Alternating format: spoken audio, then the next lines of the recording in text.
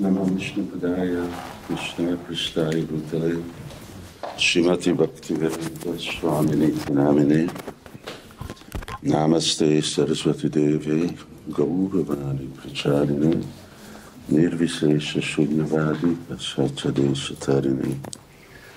Namo Vishnu Padaya, Krishna Prasthaya Bhutale, Srimati Bhakti Siddhanta Saraswati Namine.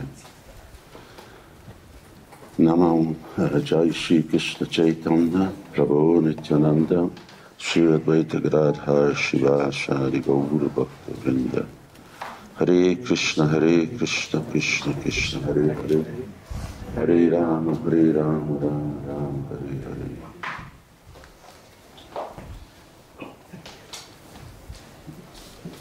Usually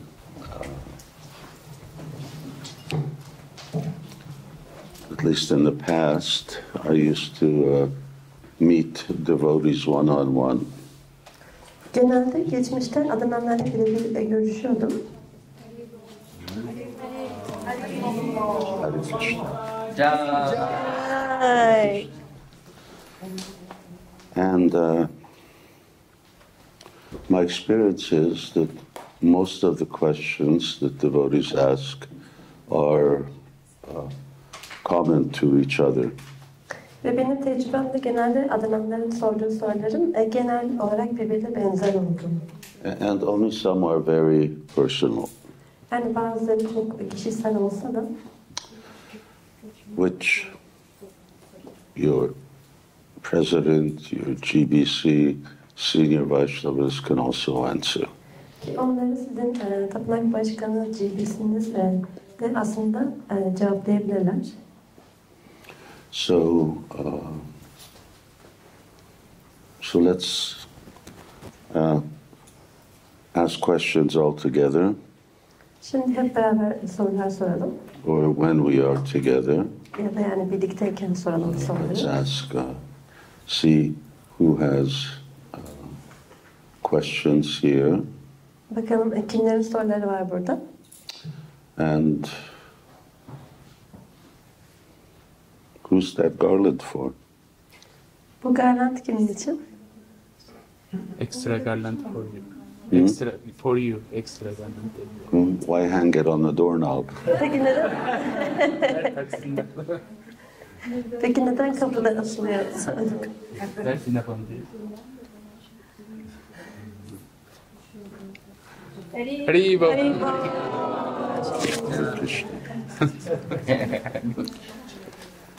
When I was in Chicago, I used to have a long-running battle.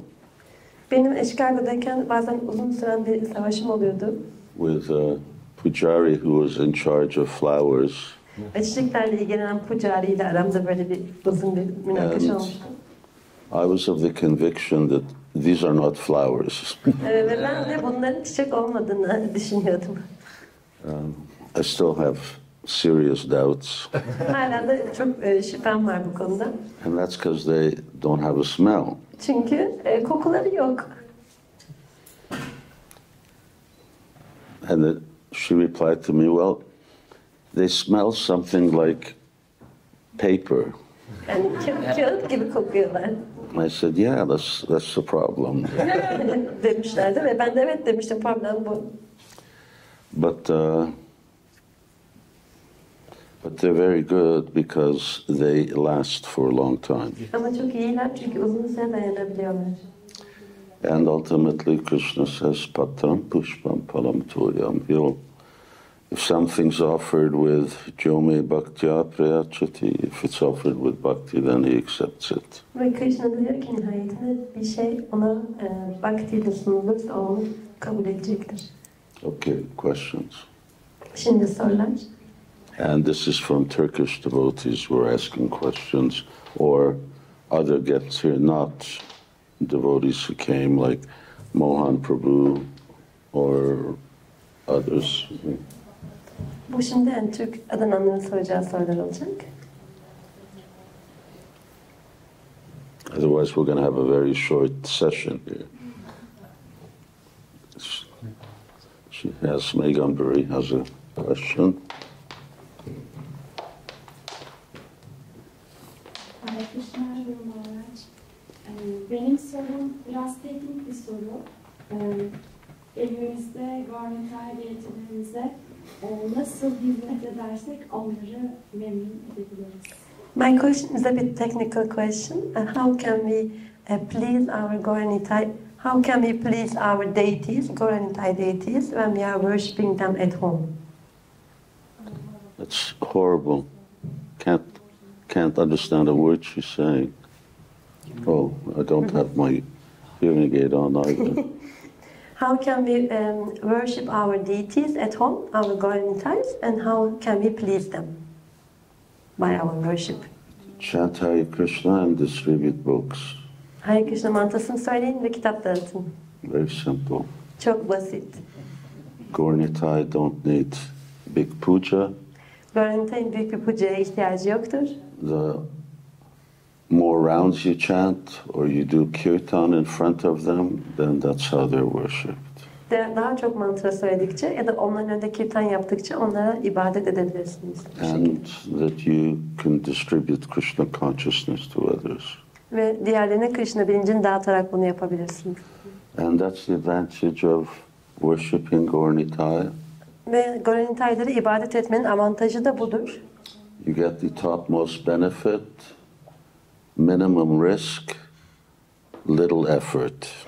En yüksek faydayı sağlarsınız, en az risk ve en az çabayla.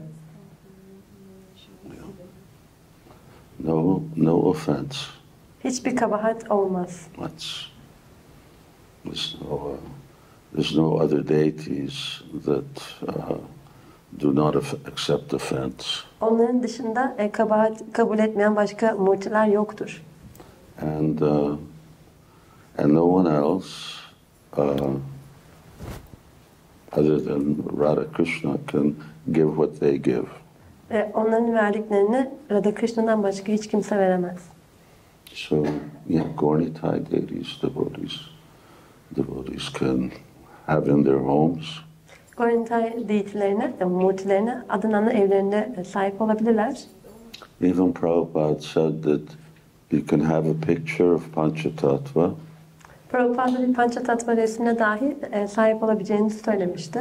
You put them in your drawer. Ve onları kapınıza koyabilirsiniz.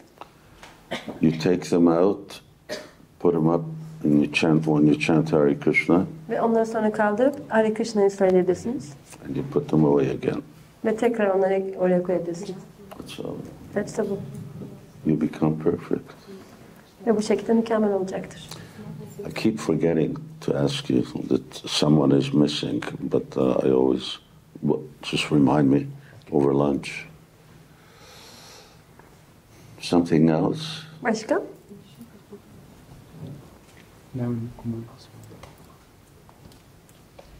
No, give him.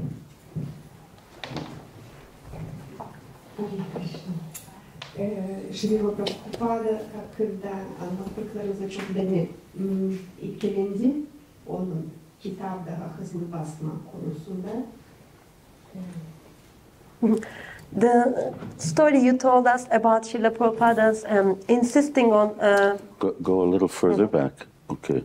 The story you told us about Prabhupada's insisting that the books should be printed very quickly has influenced me a lot. Fakat bizim çok... Can you speak to me without the microphone? Because you're right beside me. The story you told us about Srila Prabhupada, that he was insisting books to be printed very quickly, has influenced me a lot. That if you... Has influenced me. Has impressed me. Bizim çok az kişi var ve çok bir şey yapmaya çalışıyoruz. We are not many people and we are trying to do a lot of things. Bizim entüzyazm fazla çabalara geçme, yani bahçeye zarar verme tehlikeli olacaktır. Birçok bir şey yapıyoruz, sıkışıyoruz, yetişemiyoruz, bazen sinirleniyoruz, aramızda gerginlik oluşabilir, yetişmeyince başka işler aksatıyor. Bunun entüzyazmın fazla çaba arasında ne zaman duracağız? Neye dikkat etmemiz lazım? Tam anlayamadım ben Matecim. Okay. Yani Bir şey çok yapmak fazla. için entüzyastik oluyoruz, entüzyazm gösteriyoruz. Fakat çok fazla bir şey almış oluyoruz üzerimize. Yani çok sorumluluk almış oluyor. O ne zaman fazla çalınıyor, ne zaman geçecek, bize zarar verecek noktasına gelecek. Bunu nasıl engelleyebiliriz, neye dikkat etmemiz lazım?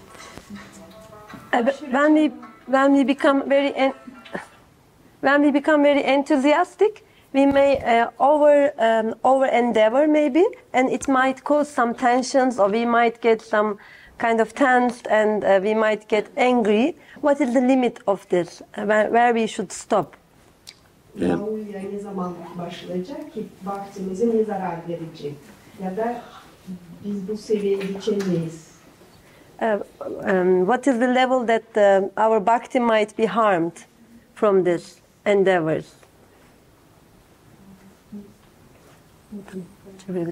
I don't know. I've never been comfortable in doing devotional service. Usually there's always more to do than what we have to do.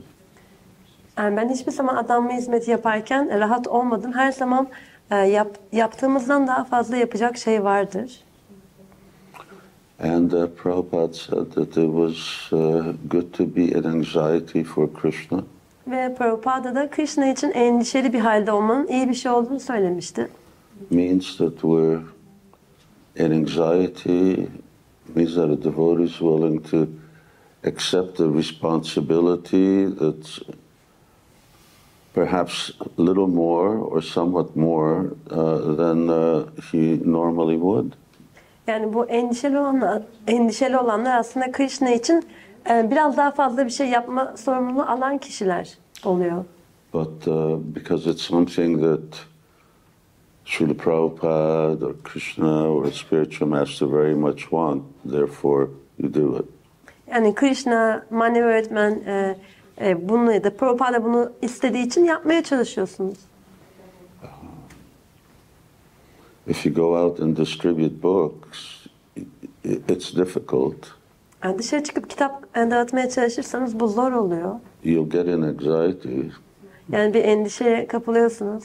and there'll be many obstacles that'll come along. Ve bununla birlikte bazı engellerle karşılaşabilirsiniz. But it's all good for your Krishna consciousness. Ama bunların hepsi sizin Krishna bilinciniz için iyi olacak olan şeyler. Of course, we have to accept it in the right mood. Tabii ki bizim bunu doğru ruh hali içinde kabul etmemiz gerekiyor. When Prabhupada said that this is an example, when he wanted the temple in Toronto, Yani Srila Prabhupada Toronto'daki tapınağı istediğinde bunun için bir örnek teşkil etti kendisi. and it was very expensive. Ve o çok yani pahalıydı. Then the president said, well, Prabhupada, we're going to be in so much anxiety trying to figure out how to make the payments, mortgage payments. Ve tapınak başkanı da demişti ki, Prabhupada dedi yani biz bu kredileri ödemek için çok büyük bir endişenin altına gireceğiz. So Prabhupada said, it's good to be in anxiety for Krishna. Prabhupada da Krishna için endişe içinde olmak iyidir dedi. You only go ahead when you're dissatisfied with where you are. Siz sadece olduğunuz yerden memnun olmadığınızda biraz daha ileriye gidersiniz. So if you're satisfied with where you are, that's it. You stay there. You don't move. Eğer yani olduğunuz yerden memnunsanız orada kalırsınız, daha fazla hareket etmezsiniz. And what's ahead of us is always more than what we have now, and it's always a challenge. Ve önümüzde ne vardır? Her zaman şimdi sahip olduğumuzdan daha fazlası ve bu da her zaman bir zorluktur.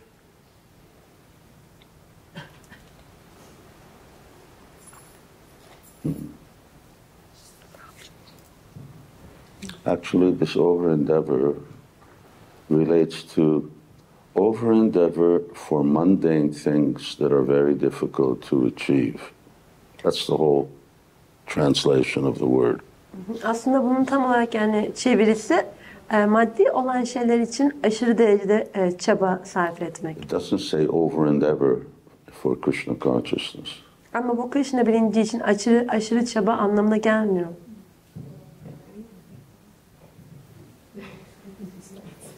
You had a question.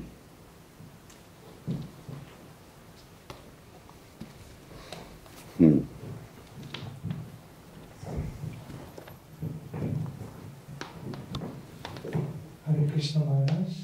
Sormak istediğim soru Śivarāma kavramıyla alakalı. Krishna bilincine devu teslimiyeti gerçekleştirmeniz gerekirken burada kabul ve mücadeleyi nasıl değerlendirmeniz lazım? Tüm bir teslimiyetten bahsediyoruz. Hayatınızın hangi alanda mücadeleyi yerleştirmeniz gerekir? You know, when, I don't know, did you do that when you were young? That you take when you had shoe polish, we used to polish our shoes, right? Bilmiyorum, gençken siz de yaptınız mı bunu? Ayakkabılarımızı o zaman boyardık, yani parlatırdık. Siz de yapıyor muydunuz?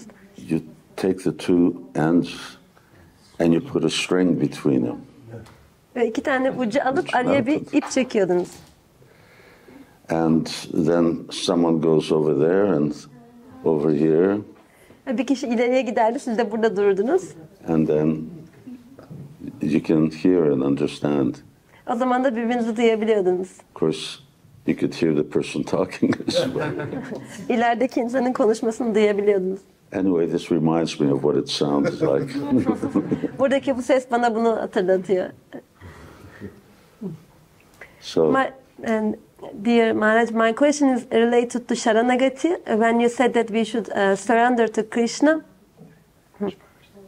and we should, how we should place acceptance and struggle in our life. So should we also struggle for certain things in our lives, or we should? Struggle for certain things in our lives, or we should surrender fully everything? I don't understand what the connection between the two is. You're struggling in the material world all the time. It's a struggle. Yani bu ikisi arasındaki bağlantıyı tam olarak anlayamadım. Siz maddi dünyada zaten devam olarak mücadele ediyorsunuz. So work means struggle. Yani çalışmak demek, mücadele etmek demektir. So we go to school and we have a career and we think, oh, this is something wonderful. Biz okula gideriz ve kariyer geliştirmeye başlarız ve bunun harika bir şey olduğunu düşünürüz. I was on morning walk with Srila Prabhupada, and Prabhupada was saying, work is the punishment for being in the material world. Ben bir keresinde Srila Prabhupada ile bir sabah yürüyüşündeydim ve o dedi ki çalışmak maddi dünyaya gelmiş olduğumuz için bize kesilmiş olan bir cezadır.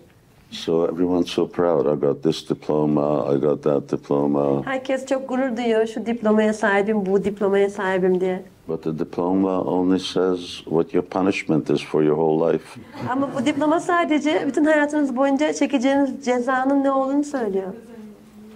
That's why a lot of times people tell us, go get a job. O yüzden birçok zamanlarda insanlar bize git çalış diyorlar. Because they're envious that we're not doing that kind of work. Çünkü görüyorlar ki biz o tür bir iş yapmıyoruz. So always, but that's got nothing to do with surrendering to Krishna. Ama bunun Krishna'ya teslim olmakla bir ilgisi yok. But surrendering is a process that takes place. Ama teslimiyet bir süreçtir. It's not something you do overnight. Bu bir gecede olabilecek bir şey değildir. And as you become detached from material things and attached to Krishna, that's how you become more and more surrendered. Ve maddi şeylerden özgürleştikçe ve Krishna'ya bağlandıkça gittikçe daha çok teslim olursunuz. Remind me to phone Max also. Is that right? But struggling, everything's a struggle. Yani mücadele, her şey bir mücadele. Kali Yuga means you struggle for everything. Kali Yuga demek her şey için mücadele etmek zorunda olmak demek. As soon as a baby's born, he's just crying. Yani bir bebek doğduğu anda ağlamaya başlıyor. Why? Neden? Because material world is a nice place. Yani maddi dünya hoş bir yer olduğu için mi? No, he's already suffering. Hayır. Yani daha başlangıçtan itibaren acı çekiyor. Yeah, it's a struggle. Dukkhalayam shashvatam. Then Krishna says, yes, everything is dukh. Everything is full of suffering and pain, ashashvatam, and everything is temporary. Her şey duk, yani her şey acı dolu ve aşaşvatan, her şey geçici. Krishna bunu söylüyor. At least if you had to struggle for something permanent, but now we're struggling for everything that's temporary. En azından kalıcı olan bir şey için mücadele edebilirsiniz. Şu anda geçici olan şeyler için mücadele ediyorsunuz. And at the end, it's all lost. Ve nihayetinde sonunda da her şey kaybolup gidiyor. Mrityu sarva harascha. So then struggle to be Krishna conscious. That's also a struggle. Hani o zaman Krishna bilinçli olmak için mücadele edelim. Bu da bir mücadele. But it's a struggle that has increasing benefits. Ama bu tür bir mücadele gittikçe daha çok fayda sağlar. And you never lose the result. Ve hiçbir zaman da sonuçlarını kaybetmezsiniz. Svapamapyasya dharmasya trayate mato vayat. So result is always there. Elde ettiğiniz sonuç her zaman sizinle kalır. Even if we don't complete in this life, you continue in the next life. Bu yaşamda tamamlayamasanız bile sonraki yaşamınızda devam edersiniz. So yeah, Krishna consciousness will be also a struggle, but it's a good struggle. Evet, Krishna bilinci de bir mücadele olacaktır ama bu iyi bir mücadele.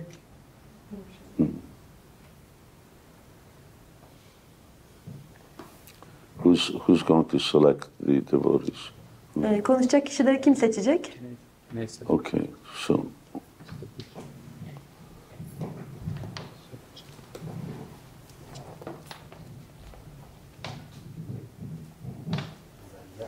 Hare Krishna Guru Maharaj. I will ask in Turkish. İnisiyasyon töreninde dedi ki sadece öğrenci değil de öğretmen de Krishna öğrencisine inanca ve güvene sahip olması gerekiyor. In the initiation ceremony, you mentioned that not just the disciple should have faith, but also the spiritual master should have faith in the disciple. Benim sorum şöyle. Eğer sizin öğrenciniz size Adamanlara karşı hata yaptıktan sonra sizin güveninizi ve inancınızı nasıl kazanabilir eğer If a disciple of yours has made a mistake and lost your trust, how she or he can regain that? Either to you or to the devotees if she has made some mistake. Eğer sizin yakınınızda bulunamıyorsa, mesela Mayapur'a hizmet ediyorsa, Raca'dan sizin yanınıza gelmiyorsa, yoksa sizin memnun edebilecek hizmette bulunmuyorsa. If that disciple cannot come to Mayapur or New Vajradam to serve you or cannot do some service that will please you, why not? Like, neden gelir? Why not to come? Neden gelemiyor? Maddi bir nedeniyle. Because of some expenses, like because you cannot afford it. Generally, our principle is that spiritual master is really very tolerant. Bizim genel olarak ilkemiz manevi öğretmenin çok hoşgörülü olmasıdır. The devotees make mistakes. I mean, we all make mistakes. Adananlar hata yapabilirler. Hepimiz hata yapıyoruz. So I make mistakes. Ben hata yapıyorum. So that you can't, that's the whole idea of Krishna consciousness, that you make mistakes, but you learn from them and you move forward. Yani Krishna bilinci bu anlama geliyor. Hata yapıyorsunuz ama bunlarla öğreniyorsunuz ve ilerliyorsunuz. And you don't keep making the same mistake. Ve aynı hataları yapmaya devam etmiyorsunuz. So the devotees make mistakes doesn't lose faith. Adananların yani hata yapması o manevi öğretmenin onlara olan inancını kaybetmesine neden olmaz. But even if someone, even if a spiritual master would lose faith in a disciple, Ve manevi öğretmen bir öğrencisinin olan inancını kaybetse dahi, but faith is something that it can go down, it can go back up. yani inanç öyle bir şeydir ki aşağı inebilir, azalabilir ya da çoğalabilir de. So then one can rebuild faith Bir kişi bu inancı tekrar oluşturabilir. and that's what we're doing here in Krishna consciousness. Ve bizim Krishna bilincinde burada yaptığımız şey de bu aslında. We're rebuilding Krishna's faith in us. Krishna'nın bize olan güvenini tekrar kazanmaya çalışıyoruz. So then what do you do? Even if someone thinks that they're in that position, then they remain steady in Krishna consciousness, chant Hare Krishna nicely. Yani bir kişi böyle bir durumda olduğunu düşünüyorsa dahi Krishna bilincinde sabitlenmeye çalışır ve güzelce Hare Krishna mantrasını söylemeye çalışır. And do things that they know pleases the spiritual master. Ve manevi öğretmenini de memnun etmeye çalışır. Is that okay? Yes, thank you, Guru Maharaj. Yeah. That's, Hare Krishna, Guru Maharaj. 2 questions. İki sorunu var. Please accept my humble obeisances. Say it in Turkish, I don't know. Birinci sorum belki biraz aptalca olabilir ama bu aptalca soruyu sormak ve ömür boyu aptal gibi yaşamaktan daha iyi olur diye düşünüyorum. My first question may be somewhat a foolish question, but I prefer asking this question rather than being a fool all my life. Sorum şu şekilde, eğer bir kişi Krishna bilincine küçük yaşlarda başlamadıysa veya adınan bir ailede doğmadıysa, Krishna bilincine daha geç bir yaşta başladıysam, önünde çok uzun yıllar yoksa yine de mükemmelliğe ulaşabilir mi? If somebody is not born in a Krishna conscious family and has come to Krishna consciousness at a later age, can this person still come to perfection? Çünkü bu konu yani sanki benim içimde kendimi tamamen adamımı engelleyen bir soru işareti gibi duruyor. Onu özel buradayken gidermeyi çok isterim. This question has become like a question mark in my mind, which doesn't let me devote myself fully. So I would like to erase this question from my mind, if possible here. So we have devotees who come in their 30s, 40s, 50s, 60s, 70s. Bizim 30'unda, 40'ında, 50'sinde, 60'ında, 70'inde Krishna bilincine gelmiş adananlarımız var. So in one sense, Krishna consciousness is very simple. Bir anlamda Krishna bilinci çok basittir. At least Prabhupada used to say, just love Krishna. Srila Prabhupada böyle söylüyordu. Sadece Krishna'yı sevin. And that's it. Ve hepsi bu. So if we have affection for Krishna, then Krishna takes yogakshema vahamyaham. Krishna takes everything into consideration. Yani eğer biz Krishna'ya karşı bir sevgi besliyorsak Krishna diğer her şeyi ortadan kaldırır. He's not expecting that people will have, especially in this age, all the material assets that they should have. Yani özellikle bu çağda Krishna bu çağda insanların bütün bu maddi değerlere sahip olmasını beklemiyor.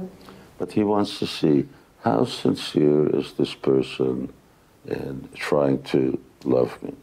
Ama Krishna bunu görmek istiyor. Bu kişi beni sevme konusunda ne kadar samimi. And regardless of how old someone may be, if that's their heart's desire, then Krishna will reciprocate. Ve kaç yaşında olursa olsun eğer bir kişinin kalbinde gerçekten bu arzu varsa Krishna buna karşılık veriyor. Number 2. Sizinle ilk tanıştığımdan beri Srila Prabhupāda'nın kitaplarını çalışmak gibi bir kavramdan bahsediyorsunuz. Since I first met you, you always mention about studying Srila Prabhupada's books. Bu Srila Prabhupāda'nın kitaplarını çalışmak derken tam olarak bizden beklediğiniz şey nedir? I would like to learn what you expect from us exactly when you want us to study Srila Prabhupada's books. You should pass Bhakti Shastri, Bhakti Shastri'ye geçmelisiniz. Bhakti Vaibhava, Bhakti Vaibhava'yı, Bhakti Vedanta, Bhakti Vedanta'yı and Bhakti Sarvabhauma. ve Bhakti Sarvabhauma'yı. Haribo! Because Bhakti Sarvabhauma is not there. Bhakti Sarvabhauma yok. The curriculum is not yet prepared. Henüz onun için ders programı hazırlanmış değil. But Prabhupada established, he wanted that we're an educational institution. Ama Prabhupada bizim bir eğitim enstitüsü olmamızı istiyordu. And that even when Prabhupada was talking in 1973 to the BBC in Bhaktivedanta Manor, Bhaktivedanta Manor'da 1973'te BBC'ye konuşurken Śrīla Prabhupada, and the interviewer wanted to know, well, what is Krishna consciousness? röportajı yapan kişi Krishna bilincinin ne olduğunu öğrenmek istiyordu. Prabhupada said, we're a school. We're an educational institution. Prabhupada da biz bir okuluz dedi, biz bir eğitim enstitüsüyüz. We have our books and we teach people in the science of Bhakti Yoga. Bizim kitaplarımız var ve insanlara Bhakti Yoga'nın bilimini öğretiyoruz. So Prabhupada really wanted his disciples to take these different tests. Prabhupada gerçekten öğrencilerin bu farklı testleri almasını istiyordu. And he set out the curriculum, Ve onların programını oluşturdu. which was based on his books.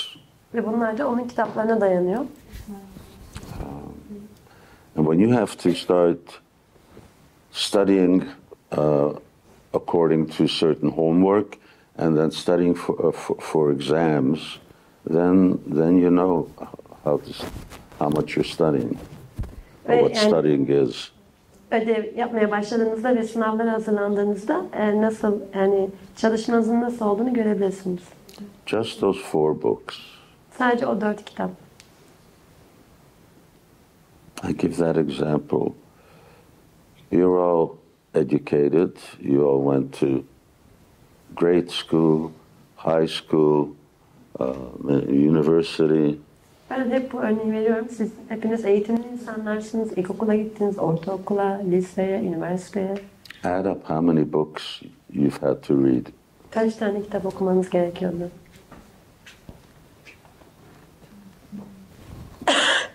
So many books. Çok fazla kitap. So all for what? So all to sink into the mode of ignorance. Yani bunu yapmamak aslında cehalet moduna bizi batırıyor. That's all. That's the only benefit we get. We study more and more how to become more and more ignorant. Yani biz daha çok çalıştıkça daha çok cehalet moduna giriyoruz. You may not like that, but that's what knowledge, this material knowledge, which is meant for becoming a so-called productive member of society is. It's poison. Ve bu yani toplumun böyle üretken bir bireyi olmak için bize öğretilen bütün bu maddi bilgi aslında bir zehir. It fills your memory banks with all kinds of trash. Yani sizin bu hafızanızı tamamıyla çöp şeylerle dolduruyor.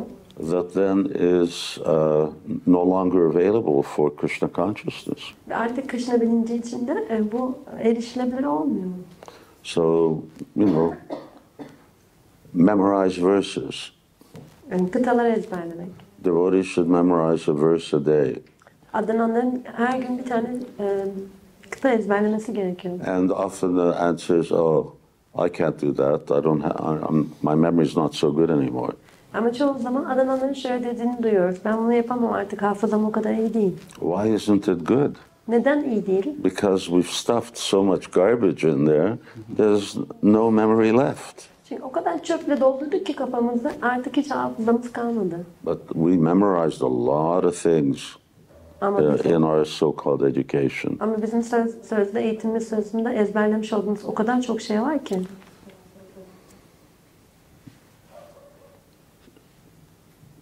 Wait, what was the question? Did I answer the question? Cevapladım mı? Oh, yeah. Yeah, that you're able to pass these examinations that Prabhupada gave. Yani Prabhupāda'nın vermiş olduğu bu sınavları geçmekten bahsediyorum. You just study Prabhupada's books. Siz sadece Prabhupāda'nın kitaplarını çalışıyorsunuz. Just read Prabhupada's books. Sadece onları okuyun. I know everyone's got a lot of other things to do, but there's probably a lot of wasted time going on. Eminim birçok kişinin yapacak çok şeyi var ama çok fazla da zaman kayboluyor. Internet, mobile phone, television, who knows what. It's just a waste of time. İnternet, mobiller, televizyon, yani cep telefonları, başka kim bilir neler ama hepsi bir zaman kaybı. When I used to travel around Hungary and do programs at people's homes, I used to tell them, throw the television out the window. Ben Macaristan'da dolaşırken ve insanların evlerinde programlar yaparken onlara televizyonu camdan fırlatmalarını söylüyordum. So a lot of people thought that was very humorous. Birçok kişi şaka yaptığımı düşünüyordu. Some people, though, gave their televisions away to somebody else. Bazıları da televizyonlarını başka birine verdiler. And then one person who was living on the first floor apartment, he actually threw his television out. Ve onlardan da birisi birinci katta oturuyordu. O gerçekten camdan attı televizyonunu. Anyway, he got rid of it. Hiç olmazsa kurtulmuş oldu. Yeah, if you have an enemy in your house, you're going to keep it in there. Yani eğer evinizde bir düşman varsa onun orada kalmasına izin verir It's misiniz? your enemy. O bizim düşmanımız. So why would you give a home to your enemy? Neden yani düşmanınıza bir ev vereceksiniz?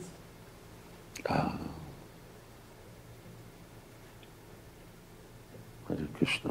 What else? Я хотел спросить о роли вайшнавского этикета в жизни преданного, в общем самом смысле. I would like to ask about the role of Vaishnava etiquette in the life of a devotee. И можно ли считать, что для преданного наступают последствия, если он нарушает этикет, не зная его? Будут ли это Bir adanın hayatında Vaishnava etiketinin önemini sormak istiyorum. Nasıl bir rol oynadığını. And does a devotee get the reactions for not following the Vaishnava etiquette if he is not trained in the Vaishnava etiquette? Evet, eğer bir adanan Vaishnava etiket konusunda eğitilmemişse bu etiketi uygulamıyor olmanın tepkilerini alır mı? Who gets Christmas trees at Christmas? Yılbaşında yılbaşı ağacı alan kim var? Anyone have Christmas tree at home? Evinde olan var mı yılbaşı ağacı? In Turkish, do you do that? We don't celebrate Christmas. Good for the Christmas trees. Biz pek kutlamıyoruz. Bu yılbaşı ağaçları için iyi. Poor trees. Zavallı ağaçlar. But you know what it's Yes. about. Ama nasıl bir şey olduğunu biliyorsunuz değil mi? So when you get a Christmas tree, what do you do with it? Yani bir yılbaşı ağacı aldığınızda ne yaparsınız? Decorate. Yeah, you put these little balls that are designed to break. Kırılmak için yapılmış o toplar vardır, onlardan koyarsınız. So frustrating. Çok hayal kırıklığı yaratıcıdır. Half of them are already broken in the box. Yani zaten yarısı kutunun içinde kırılmış durumdadır. And then, well, in Hungary, we put salamcukur, we put a kind of candy. Ve biz bir çeşit böyle Macaristan'da şeker de koyuyoruz. And then, you put snow, artificial snow, you spray. Sonra yani yapay böyle kar koyuyorsunuz, onu spreyliyorsunuz. Anyway, you put decoration, Yani bir şekilde dekorasyon yapıyorsunuz. ornaments. Yani mücevherler. So, or ladies, everyone's, especially look, she's really got all kinds of ornaments on. Çakavarti'nin bütün mücevherlerden var. Because when you don't have ornaments, then you're plain looking. Çünkü mücevherleriniz olmadığında daha böyle sade görünürsünüz. Just a Christmas tree without the ornaments, it's not very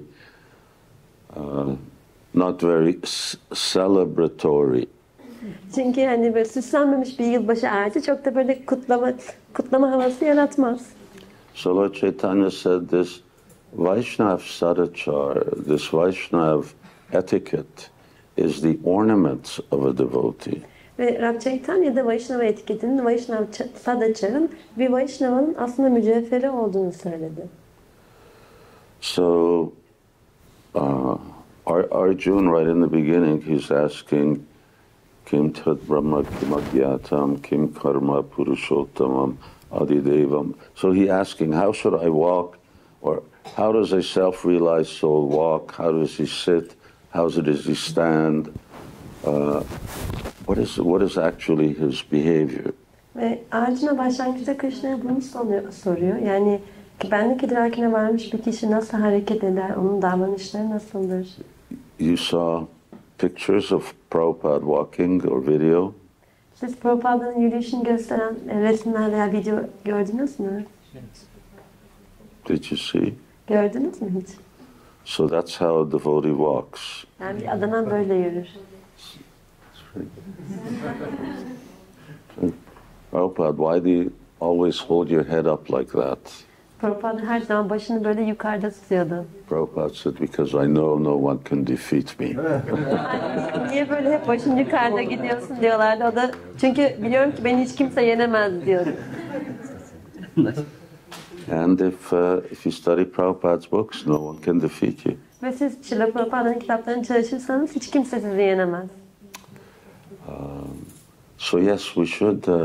We need to study the real aspects of good behavior, Vaishnav conduct. Evet, biz gerçekten iyi bir davranışı yani Vaishnavaların nasıl davranması gerektiğini çalışmalıyız. Every culture has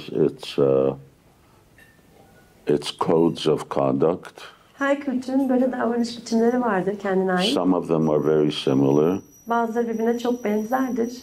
You pay respect to older people. Örneğin yaşlılara saygılarımızı, hürmetlerimizi sunmak It's gerekir. there in every culture. Bu her kültürde olan bir şey. It's there in Vaishnavism also. Bu Vaishnavizm'de de var. But then, more important than paying respect to old people is paying respect to someone who's very Krishna conscious. Ama yaşlılara yani saygı göstermekten daha önemli olan şey çok Krishna bilinçli olan bir kişiye saygı göstermektir. So when Shukadeva Goswami came to speak Srimad Bhagavatam, he's only 16 years old. Shukadeva Goswami Srimad Bhagavatam'ı konuşmaya geldiğinde sadece 16 yaşındaydı. And there were so many ancient sages and yogis and devotees there. Ve orada o kadar çok antik yani azizler vardı, yogiler vardı. And because he was so spiritually advanced, they all stood up. Ve o kadar spirit olarak ilerlemiş bir kişiydi ki hepsi ayağa kalktılar. Almost all. Neredeyse hepsi. Vyasadeva was his father. He didn't stand up. Narada Muni is his guru. He didn't stand up. Vyasadeva'nın babasıydı, o yüzden o ayağa kalkmadı. Narada Muni onun öğretmeniydi, o yüzden o da ayağa kalkmadı. So, and do you get reaction for? Yeah, you can get very serious reaction. Ve bundan dolayı bir kişi tepki görür mü? Evet, çok ciddi tepki alabilirsiniz. So what we call the 10 offenses to the holy name is all about sadachar. Ve bizim kutsal isimlere karşı işlenebilecek 10 kabahat, bahsettiğimiz 10 kabahat, bu Vaishnava Sadachar'la ilgili. Not dealing nicely with the Vaishnavas, interaction, most dangerous thing. Vaishnavalarla iyi bir şekilde, Vaishnavalara karşı iyi bir şekilde davranmamak bu en tehlikeli olan şey. Vaishnava aparat. Vaishnava aparat. So, yes, there's a reaction according to the nature of the transgression. Yani ve bu ne kadar aşılırsa, ne kadar bu yanlış davranış ne kadar kötü olursa onunla orantılı bir de tepki oluşacaktır.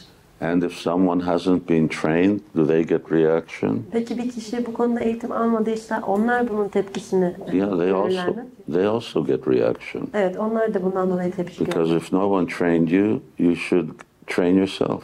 Çünkü eğer kimse sizi eğitmiyorsa siz kendinizi eğitmelisiniz. It's part of the offering is so fast. Yes, they are waiting. Huh? They are waiting for festival. What are they waiting for? For taste and arrange if there is enough salt or not. No, go ahead. But offering should be 20 minutes. Sunumun 20 dakika kalması gerekir. Yes. So, of course, when we don't know something for a good reason, then that's taken into consideration. Tabii ki biz bir şeyi bilmiyorsak, yani iyi bir nedenden dolayı bu dikkate alınır.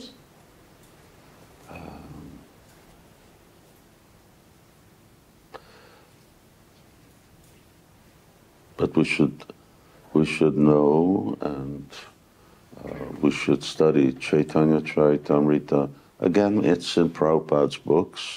Ama biz bilmeliyiz ve Chaitanya Charitamrita'yı çalışmalıyız, Srila Prabhupāda'nın kitaplarını. But there's other books also that deal with the topic. Ama başka kitaplar da var bu konuyla ilgili. I don't know if there's one book that just deals with Sadachar. I have not seen it. Yani sadece Sadachar ile ilgili olan bir kitap var mı bilmiyorum. Bunu henüz hiç görmedim. But it's spread out throughout Shastra. Ama Shastra'nın birçok yerine yayılmış durumdadır bu. And also Sanatana Goswami's what's it called? Hari Bhakti Vilas is full of Sadachar. Ve Sanatana Goswami'nin Hari Bhakti Vilas'ı da Sadachar'la doludur. You shouldn't call the spiritual master's attention from behind. Örneğin manevi öğretmeninize seslenirken arkasından seslenmemelisiniz. You should not step on his shadow. Onun gölgesine basmamalısınız. There's a lot of interesting things. Çok ilginç, çok şey var. Some of them are sort of impractical. Bazıları pek pratik değil bunların içinde. So, like stepping on the shadow. Yani gölgesine basmamak gibi şeyler. You know, Prabhupada would go for a walk. He would stand in one place, and the devotees came around him.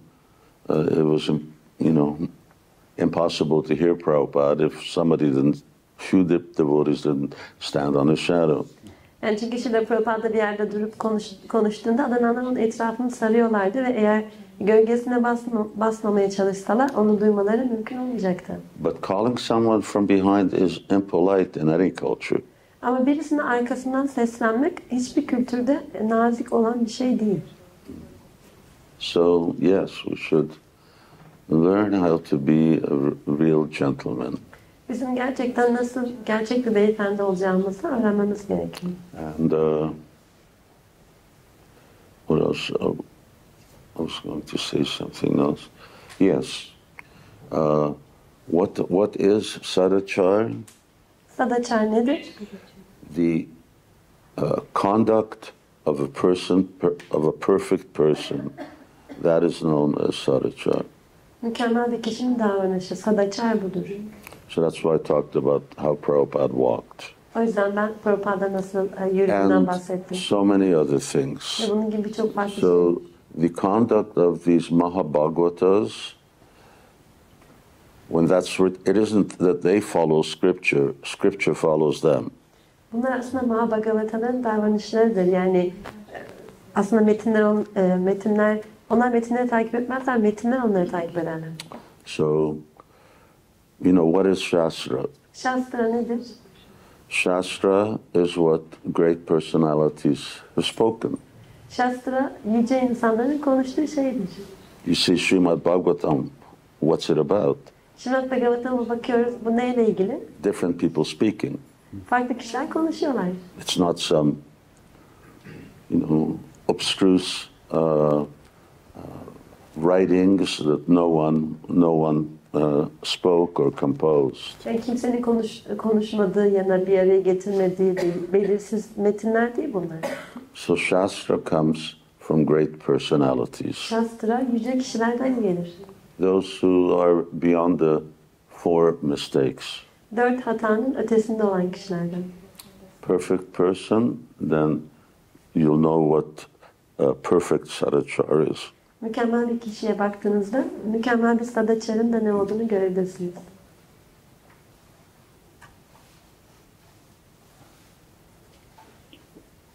Someone else. Başka kişi var mı? Скажите, выполняя свои обязанности в материальном мире, в материальные действия, да, повседневные, как правильно научиться все совершать, все свои действия связывать с Кришной и для Кришны? When we perform our prescribed duties in the material world, working and so on, how to perform all of those activities in order to satisfy Krishna. Maddi dünyada belirlenmiş görevlerimizi gerçekleştirirken biz bunları nasıl Krishna'yı memnun edecek bir şekilde yapabiliriz? You have to give the results of your work to Krishna. İşinizin sonuçlarını Krishna'ya vermeniz gerekir. That means you give a certain amount of money. Bu da belli bir miktar para vermeniz anlamına geliyor. Prabhupada kept saying 50%.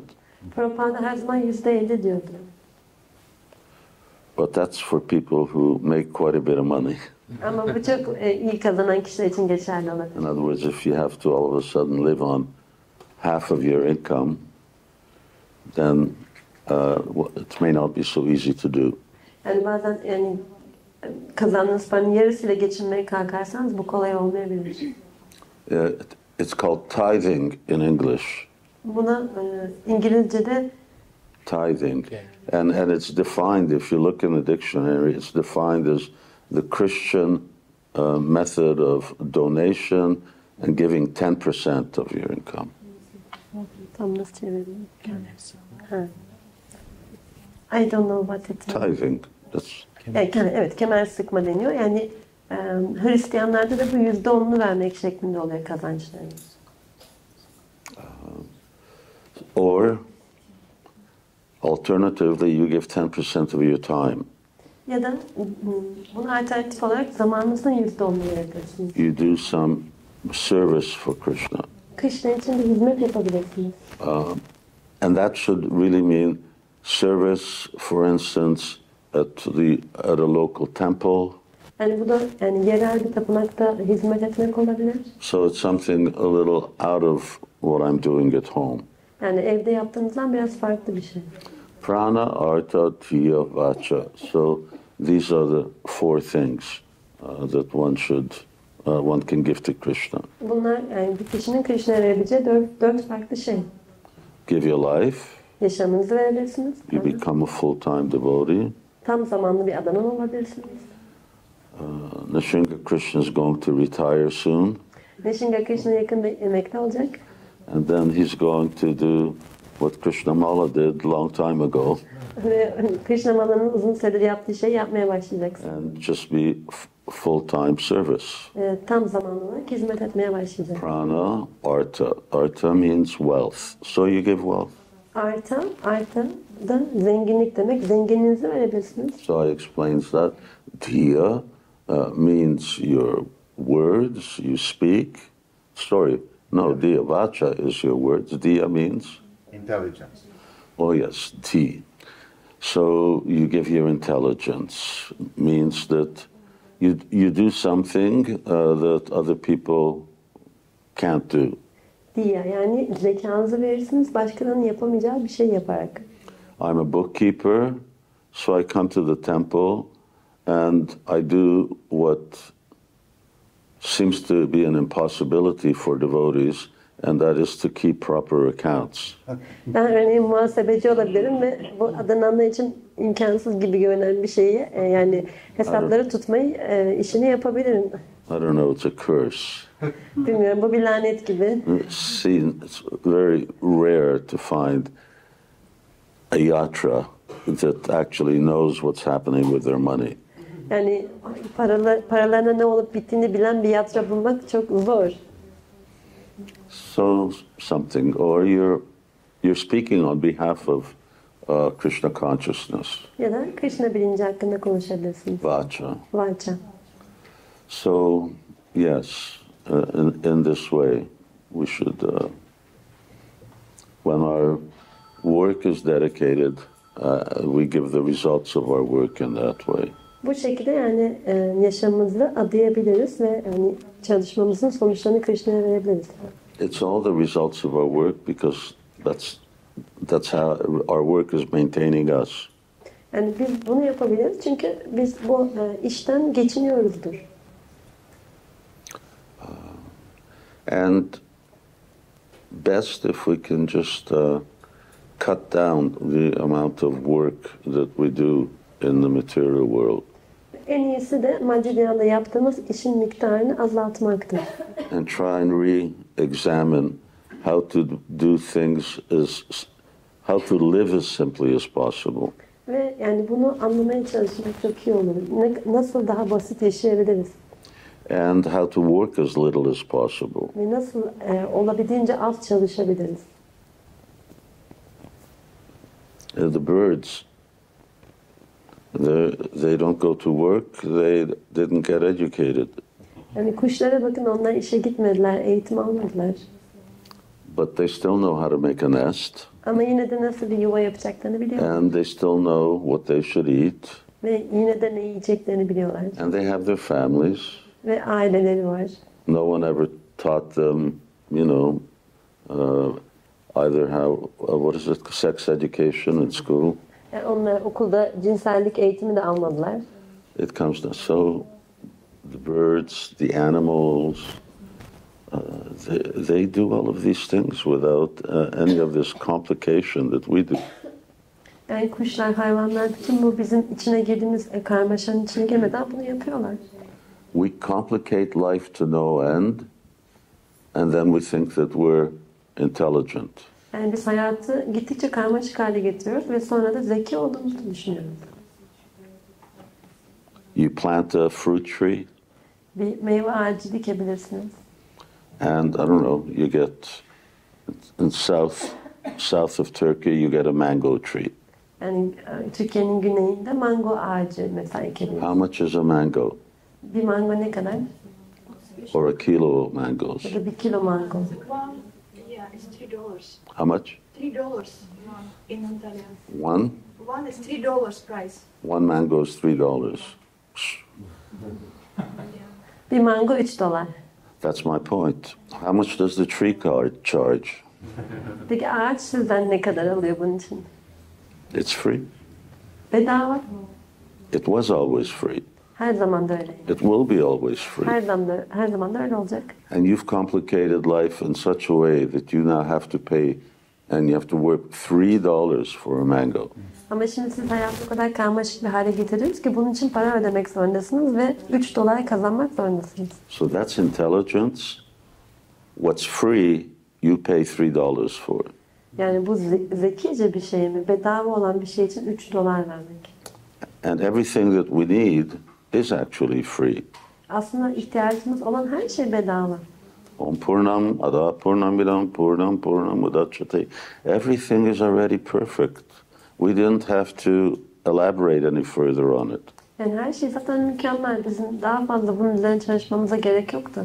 And the more that we pick around with material energy, the more dangerous our situation becomes. Biz ne kadar bu maddi enerjiyi böyle didiklemeye devam edersek bizim durumumuz da o kadar tehlikeli bir hale geliyor.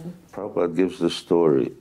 He gives the example of what the scientists are like who are inventing new things and fiddling around with the material energy.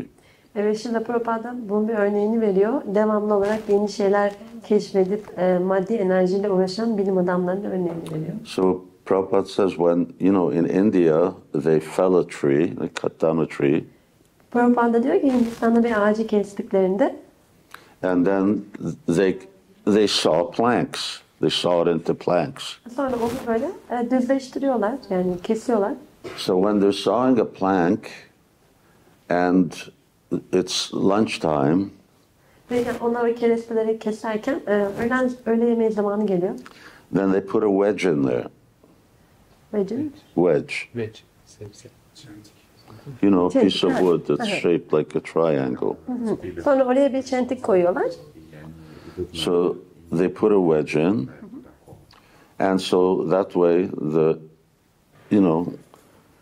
the tree and the plank, it's like this, it's being cut. Ve bu şekilde de ağaç ve yani bu keresteler bu şekilde durmuş oluyorlar.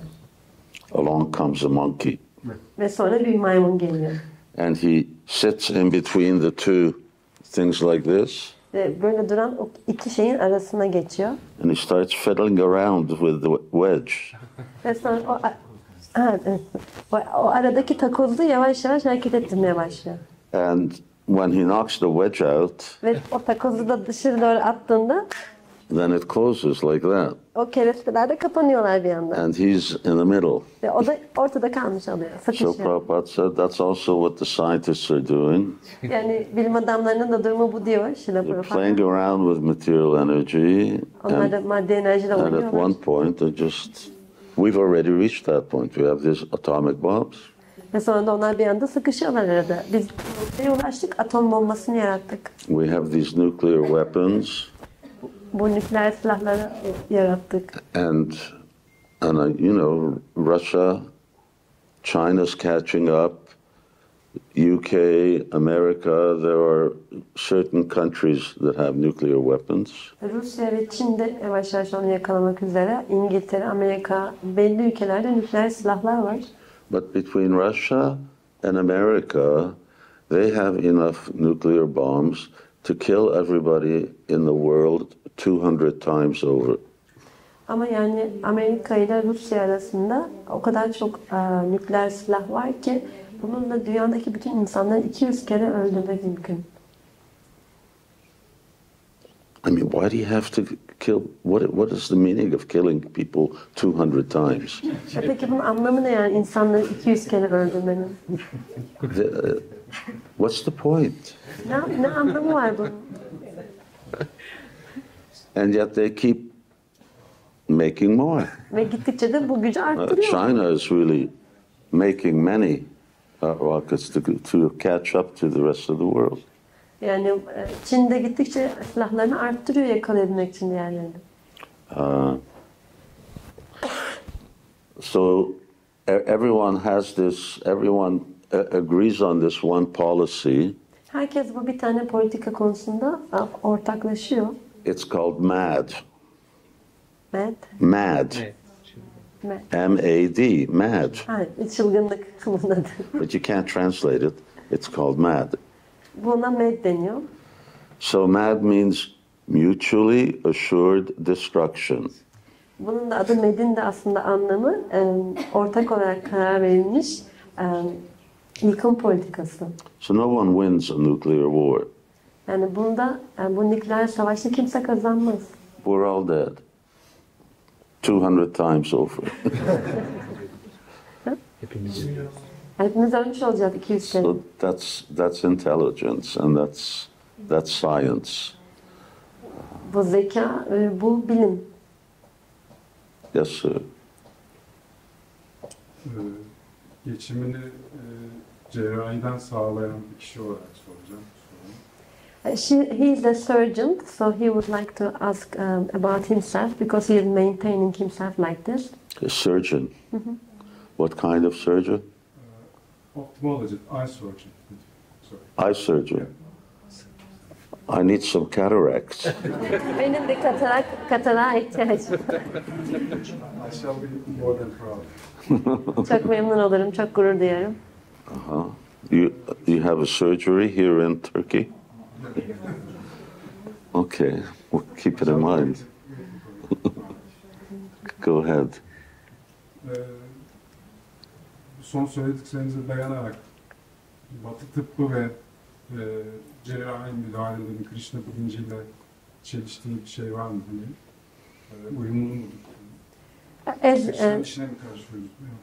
As you said a few words about scientific developments, so is there anything which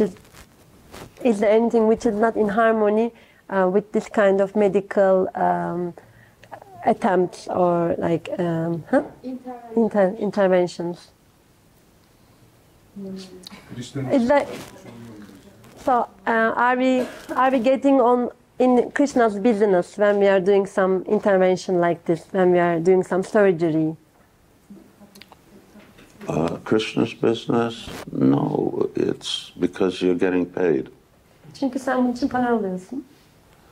So it's a job. It becomes Krishna's business, like I said, when you give the results of your activity. Ve sen bu faaliyetlerin sonucunda Krishna'ya verirsen burada problem yok. I had a very good friend in England, Benim İngiltere'de çok iyi bir arkadaşım vardı. and he was an optometrist. Ve o da bir optometrist. Yeah, we're really into the eye business here now. And when I first went to him, when I first started to need glasses, Ve benim ilk gözlük takmaya ihtiyacım olduğunda you know, he said, Maharaj, I don't charge you. yani Maharaj dedi ki ben senden para almayacağım. I said, that's good, Ben dedim ki bu iyi. but I want you to do service for devotees that you'll never charge any devotee for glasses. Ama ben senin adananlara hizmet etmeni istiyorum ve hiçbir zaman adananlardan gözlük için para almamanı istiyorum. So he doesn't, well, he passed away. O yani bu ayrıldı aramızdan. And now his son has taken over the business, and he's the same way. He doesn't charge for glasses. Şimdi onun oğlu işini devam ettiriyor ve o da yani gözlük için para almıyor adananlara. Then that's Krishna's business. Bu Krishna'nın işi oluyor bu şekilde. That's doing business for Krishna. Bu Krishna için bir iş yapmak oluyor. So if I come, don't charge me. Yani gelirsen benden para alma. It's called unmotivated devotional service. Motivasyonu olmayan adanma hizmeti. Yeah. He's professor. You know, or, well, we need to stop. And Burada bitirmemiz gerekiyor. Just as I understood his question a bit differently, that he was asking, are there any medical procedures that are against the general understanding or against Krishna's business? abortion. Evet, yani Krishna'nın işine uygun olmayan bazı medikal yani müdahaleler var mı? Evet, kürtaj. You know, I had trouble with my prostate. I had to go quite regularly to the hospital. Yani ben prostat olduğum zaman çok düzenli bir şekilde hastaneye gitmem gerekiyordu. And, you know, we had to stand in line to see the doctor. Ve bizim sırada beklememiz gerekiyordu doktoru görebilmek için. Now, a lot of the people who were in front of me, they would like, you know, go out for a cigarette and then come back. Yani benim önümdeki kişilerin çoğu dışarı çıkıp bir sigara içip geri gelmek istiyorlardı. So I'm thinking, why am I standing in the back of the line behind people who smoke cigarettes? Ben de şöyle düşünüyordum. Neden ben sigara içen kişilerin arkasında duruyorum sırada? I don't smoke cigarettes. Ben sigara içmiyorum. So they're destroying their body, and doctors have to treat people who voluntarily destroy their body. Forget it. Yani onlar vücutlarını bilerek mahvediyorlar ve doktorlar da bu insanları tedavi etmek zorundalar mı? So Yani people bırak who bunu. drink, who smoke, take drugs, and do so many other things, they should stand in back of the line. Yani içki içenlerin, sigara içenlerin onların sıranın sonunda beklemesi gerekir. Because the medical system everywhere in the world is overwhelmed. Çünkü bütün dünyada sağlık sistemi çok aşırı bir derecede yüklenmiş durumda. And they're overwhelmed because people aren't living the lifestyle that Krishna gave. Çünkü ve o çok aşırı derecede yüklenmiş durumda çünkü insanlar Krishna'nın verdiği yaşam tarzını yaşamıyorlar. If people would just stop eating meat, they would immediately be much healthier. İnsanlar et yemeyi bıraksalar anında çok daha sağlıklı bir hale gelirler. And there's other things, smokes, drugs, alcohol, illicit sex. Ve bütün bu diğer şeyler sigara, alkol, uyuşturucular ya da evlilik dışı cinsellik. Men have increasingly more and more sex. It means they just lose their intelligence. Erkekler gittikçe daha fazla seks yapıyorlar ve bu da onların zekalarını kaybetmeleri anlamına geliyor. And they become weak. Ve zayıf bir hale geliyorlar. That semen is the real essence of your body. Sperm aslında sizin vücudunuzun esas özü. I forget, Prabhupada would say that it takes so many gallons of blood just to make a drop of semen. Yani Srila Prabhupada bunu söylüyordu, yani tam olarak miktarını hatırlamıyorum ama bir spermin oluşabilmesi için galonlarca kan gerekiyor. So literally, that's why one of the first things that brahmacharis are taught is celibacy. O yüzden Brahmacharilere söylenen ilk şey bekaret oluyor. Among other things, it's a health issue. Ve yani birçok şeyin yanı sıra bu sağlık için de önemli olan bir şey. So in a sense, there's a lot of things that are not so obvious that doctors are, not the ideal thing to do. Yani temelde bunun gibi birçok şey var, yani ideal olmayan şeyler yapıyor insanlar. But, abortion is one that Srila Prabhupada really clearly emphasized. Ama bunların içinde, yani doktorun yaptığı şeyler içinde Prabhupada kürtajın kesinlikle yani doğru olmadığını söylemişti. And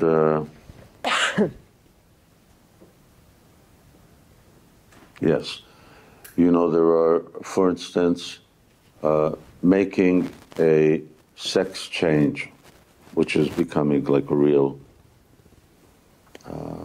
good business again. Yani örneğin cinsiyet değişikliği yapmak şu anda büyük bir iş haline gelmeye başladı yine. So we don't believe in things like that. I won't do it. Yani ben buna inanmıyorum ve bunu yapmam. And there are, for instance, there are doctors who have, for religious reasons, they won't do certain things like abortion. Yani ve dini nedenlerden dolayı belli şeyleri yapmayacak olan doktorlar var, kürtaj gibi mesela. And there are sort of priests who, they won't marry men or women. Ya da belli rahipler var, onlar bir erkek veya kadınla evlenmezler. And there's a lot of court cases about this, about civil rights versus religious rights. Ve bununla ilgili birçok dava süre gidiyor. Bir tarafta insan hakları, diğer tarafta dini haklar karşı karşıya gelmiş durumda. So especially in a government-run institution. Özellikle de hükümetin yani yürüttüğü bir enstitü. Whether it's medical or something else. Yani ya da sağlık enstitüsü de olabilir tabii. Everybody's entitled to this medical treatment. Herkes bu yani sağlık tedavisine ya da bu yönteme hak. The doctor doesn't agree on the basis of his religious rights. He can't do something. Ama eğer yani doktor dini nedenlerden dolayı bir şey yapmak isterse bunu yapmak istemezse yapmıyor. We had a devotee who passed away recently. Bizim bir adanımız vardı ve yakın bir süre And için aramızdan ayrıldı. He was a naturopath. O naturopattı. And he would tell his people who came to him, ve kendisine gelen kişilere şöyle diyordu. If you're not a vegetarian, I won't treat you. You have to become a vegetarian. Sen vejetaryen değilsen seni tedavi edemem diyordu. Vejetaryen olman gerekiyor. So, at least for the time that he was treating them, people became vegetarians. En azından onları tedavi ettikleri süre boyunca o kişiler vejetaryen oluyorlardı. And so on. Bunun gibi. Why should I treat somebody who's bent on destroying his body? What's the point? Yani ben neden kendisine zarar veren bir kişiyi tedavi etmeye çalışayım ki? Why should I be a liver specialist for people who have cirrhosis of the liver due to drinking too much alcohol? Yani neden ben çok fazla alkol içtikleri için karaciğer sirozlu olan kişileri tedavi etmek için bir karaciğer spesiyalisti hale geleyim? And you've got all these doctors, doing all kinds of either lung transplants or so many things for people who have lung cancer, throat cancer, all from smoking. Yani birçok kişi, birçok doktor var. Cancer. Onlar da yani akciğer transplantasyonu yapıyorlar. Sigara içtiği için çünkü insanlar ya boğazlarını kaybediyorlar ya dudaklarını kaybediyorlar. It's and doing that means you're encouraging making a business out of suicide, because that's what they're doing. They're committing suicide, and you're profiting from other people doing suicide. Aslında siz de bu şekilde insanların intihar teşebbüslerinden kâr elde etmiş oluyorsunuz. So ideally, doctors should hang out a sign, get together, and we're not treating these people until they stop this kind of lifestyle. Doktorların da böyle bir işaret, böyle bir tabela yazmaları gerekir. Yani onlar, hastalarımız bunları bırakmadığı sürece onları tedavi etmeyeceğiz diye. Eye specialists tell them you can't watch TV, you can't go to movies, you can't look at pornography. If you're looking at these things, I can't treat you. Göz specialist olarak şöyle diyebilirsiniz. Televizyon izlersen, porno izlersen seni tedavi edemem diyebilirsin. Yeah, we really strain our eyes with those computers. Biz gerçekten bilgisayarlara bakarak gözlerimize çok zarar veriyoruz. Should we go for prasadam? Prasadam için We'll gidelim go mi? for prasadam. Okay, thank you all very much. Hepinize çok teşekkür ediyorum. Jai Srila Prabhupada ki jai. Jai. Jai Srila Śivarāma Swami Maharaj ki. Jai. Bhakta Vrinda ki jai. Jai.